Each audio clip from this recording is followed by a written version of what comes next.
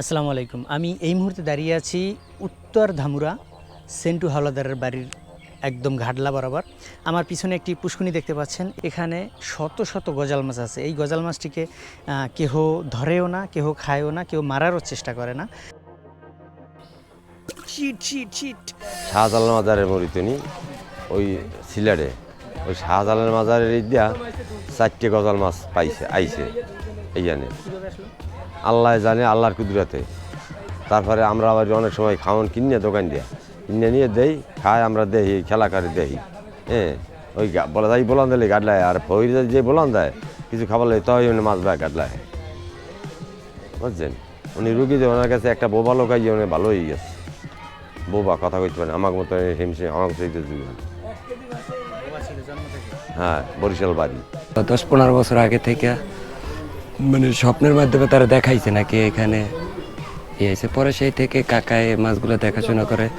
Even বিভিন্ন দেশ থেকে রুগী আসে এখানে, পাগল, বিভিন্ন ধরনের মানসিক সমস্যা, বিভিন্ন সমস্যা। এই রুগীগুলো আর কি অনেক রুগী সুস্থ না হইলে তার মানুষের কাছে আসে না, অ্যাটলিস্ট এটাই। পানিতে তলায় গেল যায় না, এইখানেই থাকে ওরা। এটা এইখানেই ওইটার ভিতরে, ওই পুষ্কনির ভিতরেই থাকে, বাইরে কোথাও যায় না।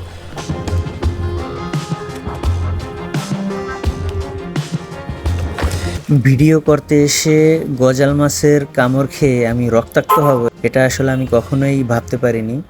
এখানে আমি আসলে খাবার দেয়া শেষ, মাছের ভিডিও করা শেষ পর্যায়ে ভাবছি একটু হাত থেকে নেয় কিনা, কিন্তু আমি আসলে মোটেও প্রস্তুত ছিলাম না যে এত বড় একটি গজাল মাছ এত বড় হাঁ করে দেখুন এই যে কি অবস্থা, আমাকে কিভাবে অ্যাটাকটা করলো।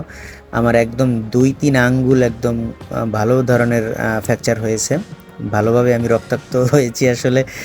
সেটা এখানে দেখাইতে পারলাম না, কারণ তাহলে আমার মনিটাইজেশনের সমস্যা হতে পারে। তো ধন্যবাদ সকলকে ভিডিওটি দেখার জন্য।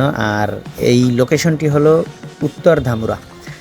আমি ভিডিওর শুরুতেই বলে দিয়েছি, ধামুরা গিয়ে আসলে ওই সেন্টু হাওলাদারের বাড়ি কোথায় সেটি বললেই আপনাদের দেখিয়ে দেবে।